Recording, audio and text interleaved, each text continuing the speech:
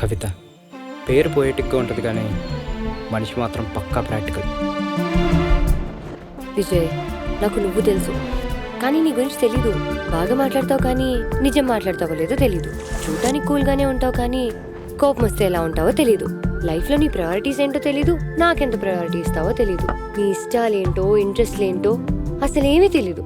ముందు ఇవన్నీ తెలుసుకోవాలి.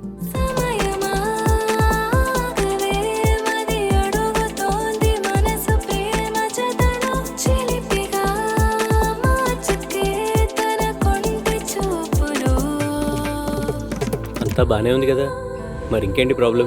తను నాతో లేదని నిజం కన్నా తనకు నచ్చిన వాడితో ఎలా ఉంటుందన్న ఆలోచనే నన్ను ఎక్కువ భయపెడుతుంది.